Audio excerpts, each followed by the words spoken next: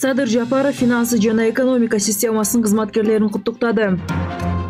Салык кызматы 5 айда 18,6 миллиард сом камсыздандыруу төгүмдөрүн чогултту. ТИМ башчысы Кыргызстандын жаш лидерлери улуттук долбоорунун катышуучулары менен жолугушту.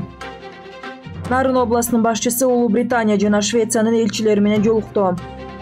Кыргызстанда гендердик зомбулукка каршы күрөшүү үчүн аялдар кеңештери жанданууда. Бишкек-Шу-Казань багытындагы алгачкы жүргүнчү поезду жөнөп кетти. Сузакта аз камсыз болгон үй бүлө турак жайлы болду. Казакстан 1-класста дароо 3 тилди окутуу тажрыйбасынан баш тартат. Президент Садыр Жапаров бүгүн 7-июнда Кыргызстандын финансы-экономикалык системасынын кызматкерлерин кесиптик майрамы менен куттуктады. Мамлекет башчысынын куттуктоосунда ал чын ден соолук, үй бүлөлүк бакыт, албан ийгиликтерди каалады.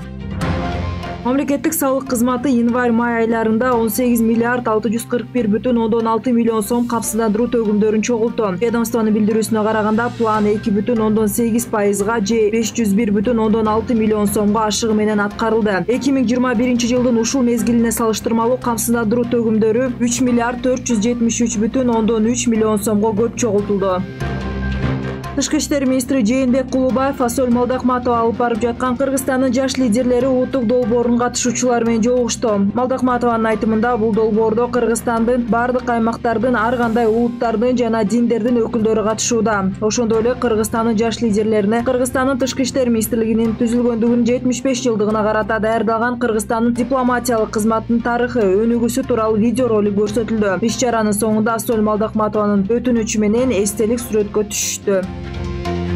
Президенттин Нарын областындагы ыйгарым укуктуу өкүлү Сабыркул Ашымбаев, Улуу Британиянын Кыргызстандагы элчиси Чарльз Эдмунд Гаррет, Швециянын Кыргызстандагы жана Азербайжандагы элчиси Кристиан Камиль, ошондой эле Кыргызстандагы буу аялдар түзүмүнүн өкүлү Улзи Сурен Жамсыран баштаган Бириккен Улуттар уюмунун өкүлдөрүн кабыл алды. Өкүлчүлүктөн кабарлашкандай, жолугушууда Нарын областында 2014 жылдан 2021 жылга чейин ишке ашкан элиттик аялдардын экономикалык укуктарын жана мүмкүнчүлүктөрүн кеңейтүү долбоорунун натыйжалары жана алдыдагы кызматташууну арттыруу боюнча баарлашуу болду.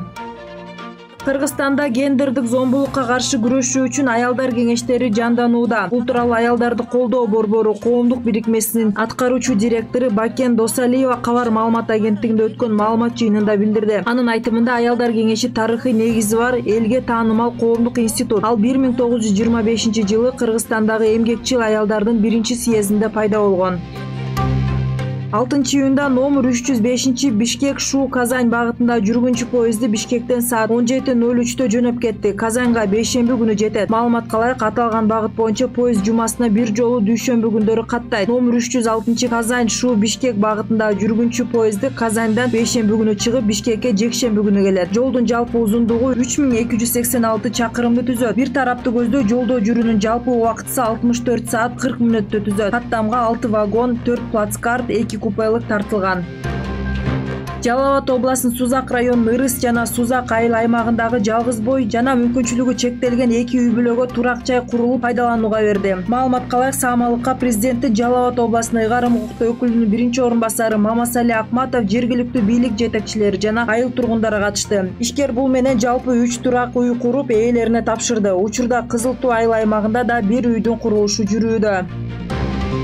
Казакстан 1-класстан баштап окуучуларга дароо казак, орус жана англис тилдерин окутуу тажрыйбасынан баш тартууну пландап жатат. Бул тууралуу өлкөнүн билим берүү министри Асхат Аймагамбетов Nur Chekit KZ сайтына берген маегинде билдирди. Министрдин айтымында, казак тилдүү мектептерде 1-класстын окуучуларына казак тилин гана окутуу, орус тилин 2-класстан баштап киргизүү каралууда. Орус тилдүү мектептерде 1-класстын окуучуларына казак жана орус тилдерин окутуп, англис тилин бардык мектептерде 3-класстан баштап киргизүү пландалууда.